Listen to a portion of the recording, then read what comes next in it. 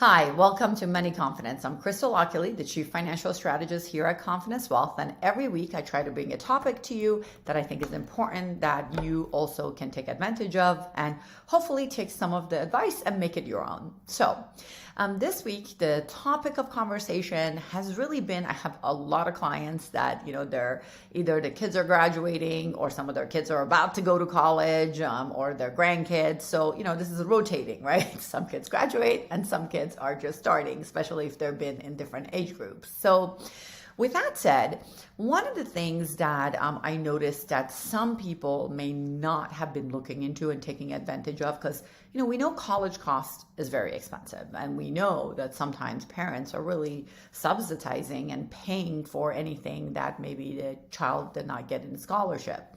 Now, granted, there are some kids paying for themselves, or maybe they're paying part of it and the parents are paying for the rest, whatever it may be. One of the things that you can think about is if your kid is away at school, like they're not going to be staying with you, they're staying on campus, or the next 4 years that you have to pay for their lodging, you may want to consider buying an investment property. So let's say you buy a condo there, or you buy a house there, whatever it may be, depending on obviously the area and what it would cost. And then what you can do is have the other rooms be rented, because obviously your child that's there may have some friends that you trust who also need lodging. So maybe having them rent out the other rooms, so then the mortgage maybe either pays for itself, or at the very least you're only paying your portion and the rest is getting covered. The rest of the mortgage is getting covered by the other rents. That way, after 4 years, or sometimes if they stay longer to get different degrees, you end up having a property there that has hopefully grown in value, or at the very least, maybe you rent it out. And if it's near a college town, well, guess what? You can probably easily find renters for it. It'll be just another way to get you to do that.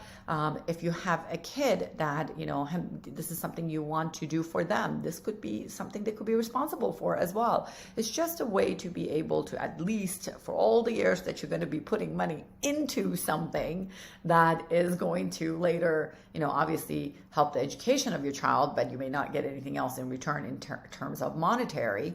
Maybe this is a great way to be able to get some investments on the long term for it and have you add another piece of property to your portfolio.